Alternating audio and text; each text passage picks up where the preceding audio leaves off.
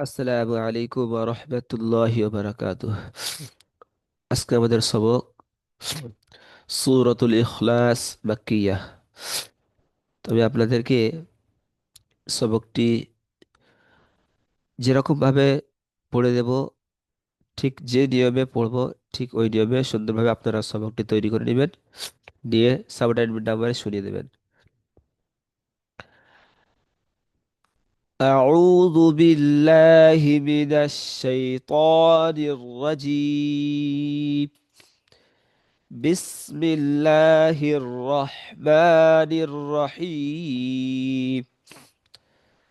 قل هو الله أحد الله الصمد لم يلد ولم يولد ولم يكن له كفوا أحد.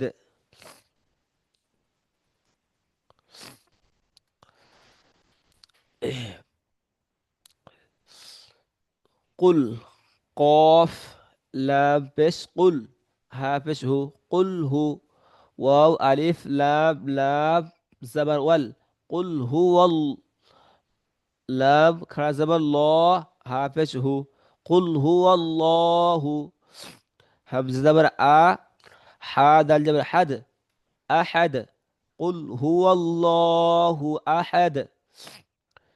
Ezra কফের ওপরে পেশ এসছে, পেশটি হারাকাত হারাকাত তাড়াতাড়ি পড়তে হয়, টান দেওয়া নিষেধ। লামের ওপরে যজম এসছে, যজমযুক্ত অক্ষরকে আগের অক্ষরের সঙ্গে মিলিয়ে পড়তে হয়।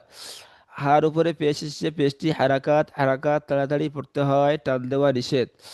ওয়ের উপরে জাবার এসছে, জাবারটি হারাকাত হারাকাত তাড়াতাড়ি পড়তে হয়, টান দেওয়া নিষেধ।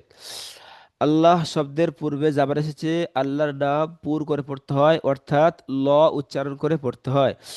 লামের ওপরে তাসদিদ এসেছে, তাসদিদ যুক্ত অক্ষরকে দুবার পড়তে হয়, একবার আগের অক্ষরের সঙ্গে মিলিয়ে, একবার সেই অক্ষরটি।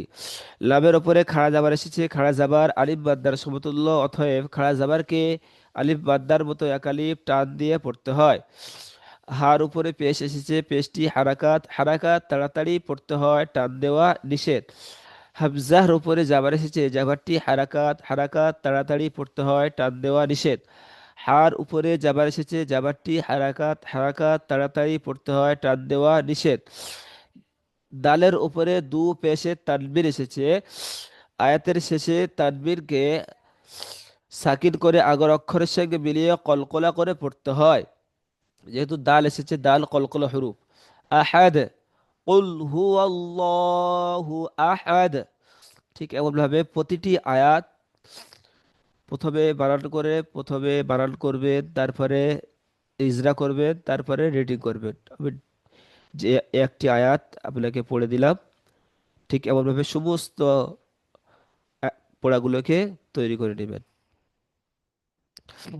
আসসালামু আলাইকুম ওয়া রাহমাতুল্লাহি ওয়া বারাকাতুহু।